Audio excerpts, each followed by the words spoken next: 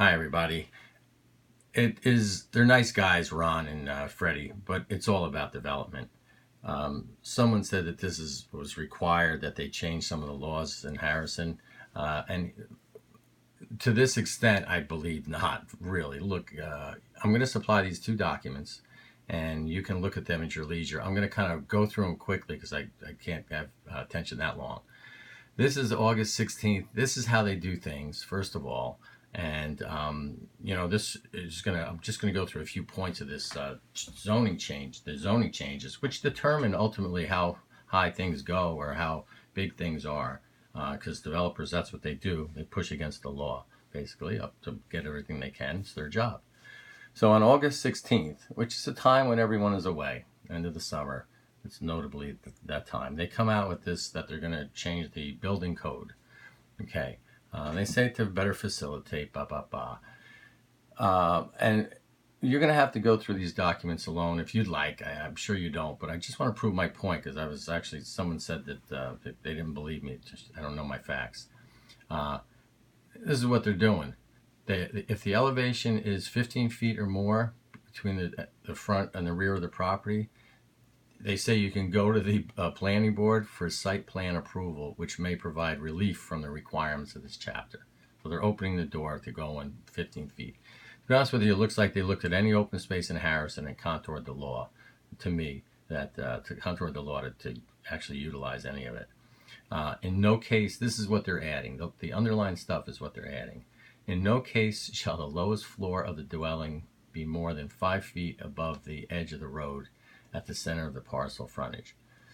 So they're adding that. That's actually pretty okay. The problem is it says above the lowest floor, and later on you'll see that the lowest floor doesn't include the basement, and the bottom floor can't be considered a floor, but the basement basically can't be. So it's like this hokey pokey language.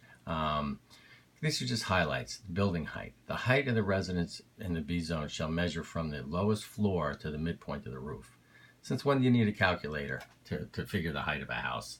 It's first of all, to the midpoint of the roof is ridiculous, and it's from the lowest floor. So it's not like from the bottom of the house to the top of the house. I mean, you need algebra to figure out of course, the lowest floor is not the basement. It's in here somewhere. I don't know if I highlighted. Oh yeah, story count. The lowest level of the dwelling shall not be counted as a story, regardless of its designation as a basement or cellar. And by the way, this building height in the final result, and this is also a point, they watered it down to be 2 feet above the lowest floor to the midpoint of the roof. So it's even worse. And who measures a house from 2 feet above the lowest floor? Again, I feel like I'm going to rush because I'm going to lose you. But here, no concrete foundation exposure shall be permitted. That's one of the few things I liked about it. Unfortunately, in the final result, it says no substantial. They put it in. So they're basically, by defining some of these open cases, they're letting people do what they want. The garage may, do a lot more. The garage may be placed in an upper level of the dwelling unit. I mean, they're adding this to the law. No retaining, and some of it's slippery. No retaining wall greater than 3 feet shall be located within 4 horizontal feet of the property line. So it's not saying any walls to limit it to 3 feet. It's got to be 4 feet back of the property line in the back of the house, probably. So they're doing that. Here's some minimums and stuff like that. They're doing that on the 16th of August. And then what happens, and again, I know you probably can't see this on your phone. What happens is in December, 4 days before Christmas, they change this. Basically, they're nullifying, they're taking this out. Anything in brackets they're taking out. So they're nullifying they're trying to make the land, and it's in another spot. They're making houses bigger by allowing the developer to average the height between the front and the back of the yard, just like they did on 12 Calvert to get that big monstrosity in there on the right side. And they're taking out their center line between the midpoints of the lot and the elevation across the width of the lot, like in the front face. So they're allowing people to do more by actually leveraging, taking this out and saying, and you'll see in another area, I won't show it to you, that they can go more towards the back of the house, and it loosens that up. So now also on December 21st, 4 days before Christmas, and it's not very well seen, but multiple dwellings can now be 30 feet instead of 26. 30 feet, okay? So it's crazy. Now we go into this January 9th, and this is when the public hearing is. Now January 9th is a meeting where they approve, it's like the most laborious meeting of all because it's the first of the year.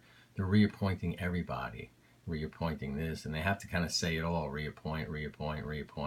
So you're ready after like half an hour of this. Look at this, 8 pages, whatever, I don't know, 6 pages.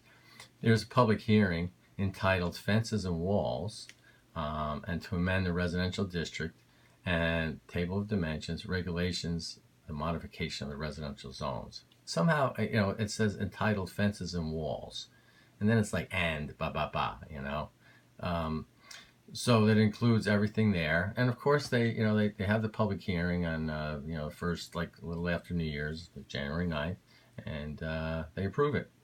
So this is how they operate between Christmas and New Year's in August, and they've definitely watered down the laws, and doesn't help. So there's more to the development. I can go on about the master plan, which is basically a plan for developers. And okay, I'll end it there. Thank you for listening, and try to look at the documents. I'm sorry I'm rushing.